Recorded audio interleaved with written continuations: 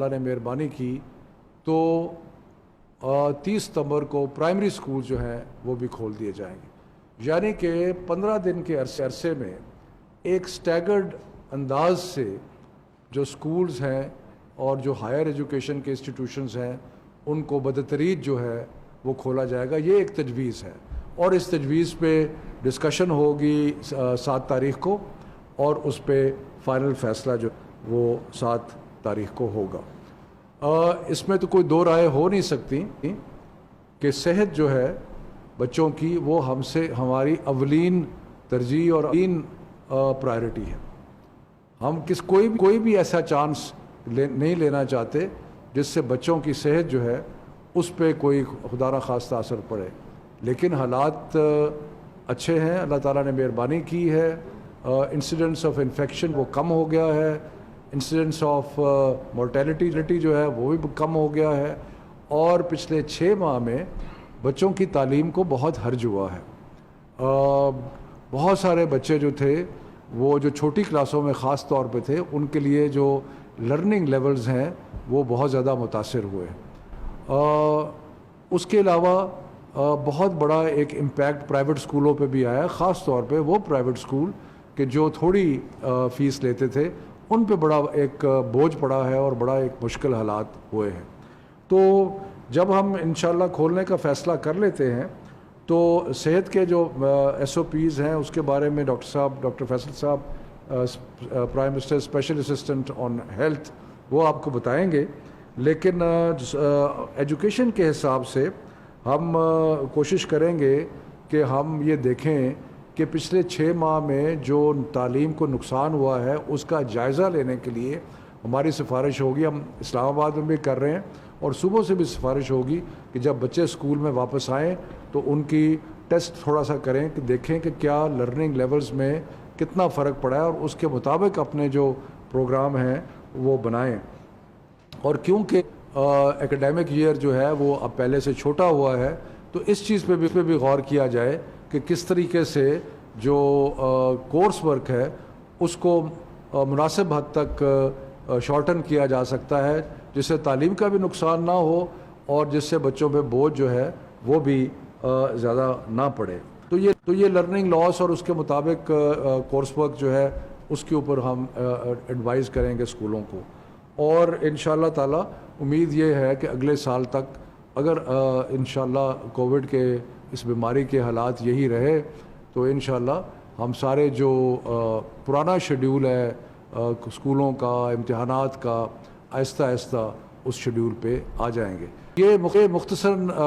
میں عرض کرنا چاہتا تھا۔ فیصلے جو ہیں وہ فائنل 7 تاریخ کو ہوں گے، لیکن SOPs پہ عمل کرنا بہت ضروری ہے، اور جو صحت کے حساب سے چیزیں ہیں جو کہ بہت ضروری ہیں اس کے بارے میں ڈاکٹر فیصل صاحب سے ریکویسٹ کروں گا کہ وہ آپ کو بریف کریں۔ بہت شکریہ جی، السلام علیکم۔ میری کوشش بھی ہوگی کہ آپ کو تھوڑا سا بیک گراؤنڈ بتا دوں کہ ہم کہاں ہیں، اور یہ جو فیصلہ ایک اصولی فیصلہ ہے کہ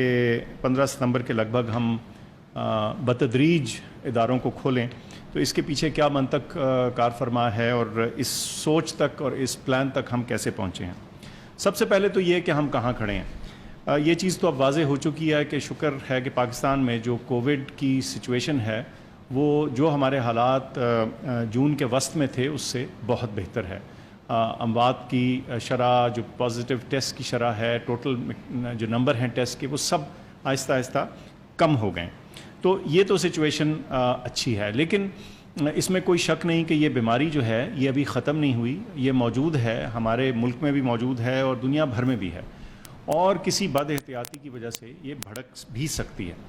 تو یہ تو ہے ہماری موجودہ سچویشن۔ اب مارچ کے وسط میں چلتے ہیں جب یہ فیصلہ ہوا کہ یہ تعلیمی ادارے جو ہیں ان کو بند کیا جائے۔ میں سمجھتا ہوں کہ بیماری کے پھیلاؤ کو روکنے کے لیے جو میرے خیال سے جو اہم ترین فیصلہ شاید تھا وہ ان اداروں کو بند کرنا تھا۔ اس کی وجہ یہ ہے کہ ہمارے تعلیمی اداروں میں تقریباً 50 ملین 5 کروڑ بچے اور نوجوان پڑھتے ہیں، تو یہ اتنی بڑی نمبر ہے لوگوں کا، بچوں کا، جن سے بیماری کے پھیلاؤ میں زیادتی ہو سکتی تھی، بڑھاؤ ہو سکتا تھا۔ تو یہ ایک بہت اہم فیصلہ تھا اور اس وقت میرے خیال سے اس کا خاطر خواہ اثر بھی ہوا ہے، اور آج ہم جس سچویشن میں ہیں اس میں اس فیصلے کا بھی ضرور دخل شامل ہے۔ اب مسئلہ یہ ہے کہ ہم ایک حد تک ہی یا ایک لمٹ تک ہی ان اسکولوں کو اور اداروں کو بند رکھ سکتے ہیں۔ ہماری آئندہ آنے والی نسل نے پڑھنا بھی ہے، تعلیم یافتہ بھی ہونا ہے، سکلز بھی اختیار کرنی ہے، بچوں نے ایک دوسرے کے ساتھ انٹریکٹ کر کے دیگر سوشل سکلز بھی حاصل کرنی۔ تو کسی نہ کسی پوائنٹ پہ اسکولوں کا کھولنا اور کالجوں کا کھولنا، تدریسی اداروں کا دوبارہ سے اپنا کام شروع کرنا ناگزیر تھا۔ اس وقت کیوں؟ شفقت صاحب نے ذکر کیا کچھ ڈیمیج ایسی آ جاتی ہے بچے کی تعلیم میں اور ایون سسٹم میں جس کو واپس کرنا شاید ناممکن ہو جائے، لیکن یہ سوچ ہم کر ہی نہیں سکتے تھے اگر ہمارے جو بیماری کے حالات ہیں وہ وہاں نہ ہوتے جہاں کہ ہم آج کھڑے ہیں۔ جیسے میں نے ذکر کیا کہ ہماری بیماری کی شرح جو ہے وہ ملک بھر میں کافی بہتر سچویشن میں ہے، لیکن معاملہ یہ ہے کہ جب یہ 5 کروڑ بچے دوبارہ سے اپنے اداروں میں جانا شروع کریں گے تو ایک رسک ڈیفینیٹلی کریٹ ہوگا۔ اس رسک کو ہم نے کیسے مینج کرنا ہے اور اس رسک کو کیسے کم کرنا ہے، اس خطرے کو کیسے کنٹرول کرنا ہے، اس کے کچھ جسے کہتے ہیں کی ایلیمنٹس ہیں جس پہ عمل کرنا بڑا ضروری ہے۔ ایک کا ذکر شفقت صاحب نے کیا، وہ یہ کہ ہم ادارے بتدریج کھولیں گے، سٹیج وائز کھولیں گے۔ ایک عمر کے بچے ایک وقت پہ شروع ہوں گے، کچھ دن چھوڑ کے اور پہلی اوپننگ کا اثر دیکھنے کے بعد پھر اگلی سٹیج پہ ایک مختلف ایج گروپ کے بچے اور پھر آخر میں ایک اور عمر کے بچے، تاکہ یہ ایک بتدریج سٹیج وائز اوپننگ ہو اور ہر اوپننگ کا ہم اثر سائنسی طور پہ دیکھ سکیں اور اس پہ کچھ فیصلہ کرنے میں آسانی ہو سکے۔ دوسرا اہم جو پہلو ہے اس ساری چیز کو ممکن بنانے کا اور اس خطرے کو قابو میں رکھنے کا، وہ ہے کہ ہم نے کلاس سائز کو کم رکھنا ہے۔ اب کلاس سائز کو کم رکھنے کے مختلف طریقے ہیں۔ جن اسکولوں کے پاس فالتو کمرے ہیں وہ ان میں سیکشنز بنا سکتے ہیں، لیکن اکثر اسکولوں کو کچھ ایسی اسٹریٹجی اپنانی پڑے گی جس میں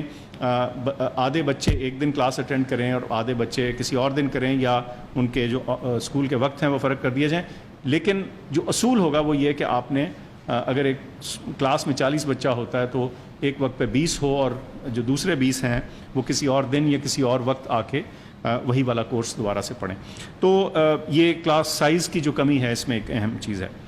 تیسرا جو اہم جز ہے، معاملے خصوصی برائے سے ڈاکٹر فیصل اور وفاقی وزیر تعلیم شفقت محمود اس وقت میڈیا سے گفتگو کر رہے ہیں، اور یہاں پہ اہم خبر آپ کو دیں، کوئٹہ میں سریاب روڈ پر موٹر سائیکل میں دھماکہ